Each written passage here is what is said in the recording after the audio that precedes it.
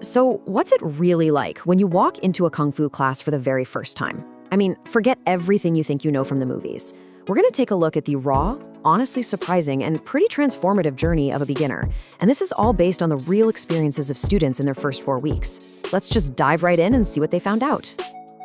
And this right here, this quote from a student named Samuel, man, it just nails the whole experience. This isn't just about learning a few moves. It's a complete shift in how you see things.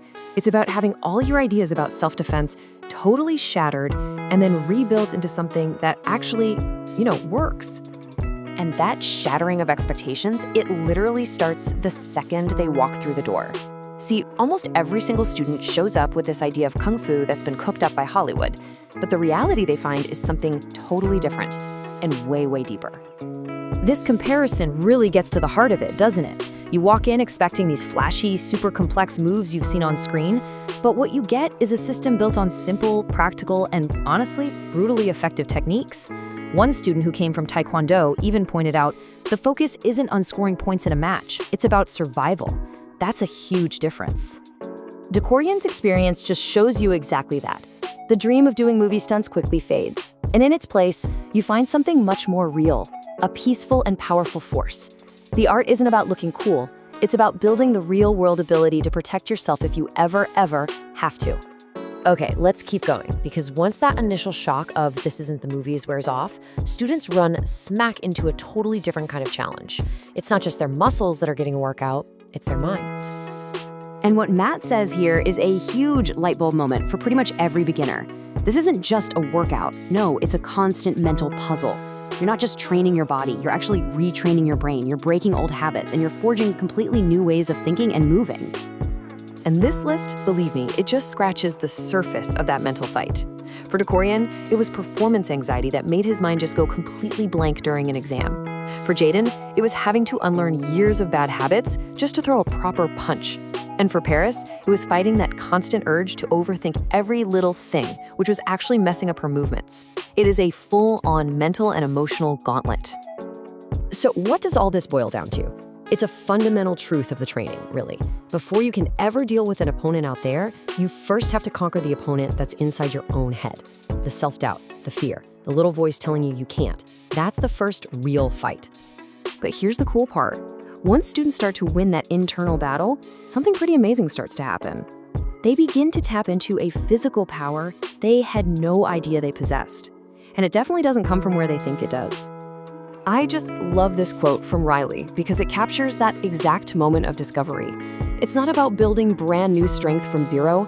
It's about learning to unlock the strength and the control that's already in you, just waiting to be used the right way. And right here, this is the secret they all figure out. Everyone thinks martial arts is about being the biggest, strongest person in the room, about having bigger muscles and just hitting harder. But nope, that's not it. Not at all. The real source of power is physics. Seriously, it's all about understanding leverage, body mechanics, angles, structure.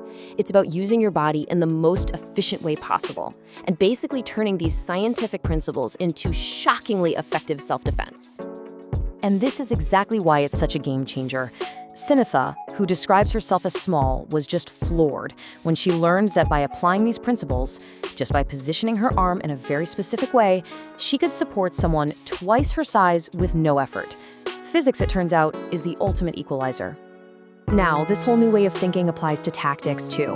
For instance, students learn about a concept called no man's land. And this isn't just some random spot on the floor, it's a strategic zone. It's that dangerous sweet spot where you're close enough to hit an attacker, but they're also close enough to hit you. So the real goal isn't just to throw a punch, it's to understand and completely control that space. See, by managing your distance and your positioning, you get to decide how things go down. You're not just reacting anymore, you are controlling the situation. So when you start to put all these pieces together, overcoming the mental challenges and discovering your true physical power, it leads to this really deep, lasting change. It actually forges a whole new mindset. And we're not just talking about feeling a little tougher.